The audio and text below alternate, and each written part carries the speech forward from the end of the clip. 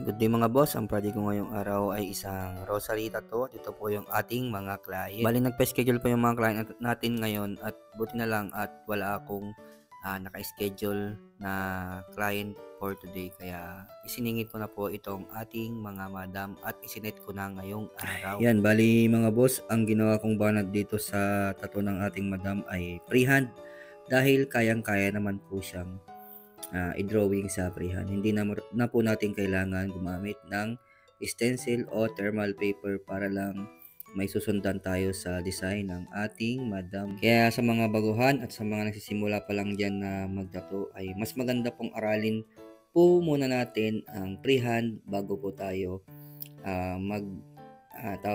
umakyat sa magagandang mga gamit. Dahil hindi pa naman po yun kailangan kapag nagsisimula ka sa pagtatato.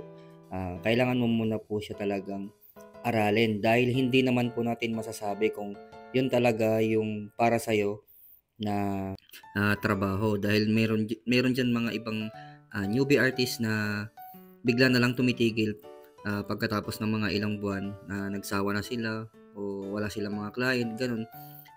Nakabili sila ng mga gamit na magaganda at mga nakaset na printer, na machine, tapos bumibili sila ng maraming needle. Huwag nyo muna po yung gagawin dahil hindi naman po natin alam kung baka bukas ay bigla po magbago yung isip nyo na titigil nyo na yung pagtatato. Kaya para sa akin, advice ko po sa mga newbie na tattoo artist ay aralin nyo po muna bago po kayo magsimula. Kaya kung ganitong mga nagsisimula pa lang kayo sa mga piece na maliliit ay mas magandang wag muna po kayong bumili ng mga portable printer at mas maganda na magsimula muna kayo sa mga minimal tattoo at sa pagpiprihan para mas humasa po yung kaisipan nyo sa ganitong mga bagay. At syempre, kung determinado talaga kayong matuto, wag po kayong mahihiyang magtanong sa aming mga mas nakakataas na at sa mga medyo magagaling na pong mga artist dahil hindi naman nila kayo pagdadamutan pagdating sa ganyang mga bagay. Kaya kung may mga gusto kayong katanungan tungkol sa pagtatato or sa mga machine na gusto nyong gamitin ay pwede po kayong magtanong sa akin dahil bibigyan ko po kayo ng advice sa mga pwede nyong mga gamitin na machine na pwede nyong bilhin. Kaya kung determinado talaga kayong matuto sa pagtatato ay huwag nyo po yan susukuan. I-post nyo lang po yan. Huwag po kayong matakot magsimula. Basta ang gawin nyo lang po ay dapat po palagi pong bago yung needle na ginagamit nyo at siyempre yung kalinisan po sa pagtatato dahil yun po yung pinaka-importante sa lahat. Dahil dun po kayo tinitignan ng client sa mga ginagamit nyong mga karayom at sa kalinisan po ng inyong pagtatato. Yan, bali nandito na po ako sa may part na cross mga boss.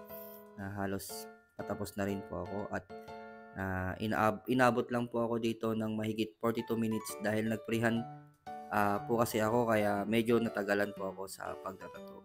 At dahil sa sanay na rin ako sa ginagawa ko kaya parang madali na lang po ito para sa akin mga boss.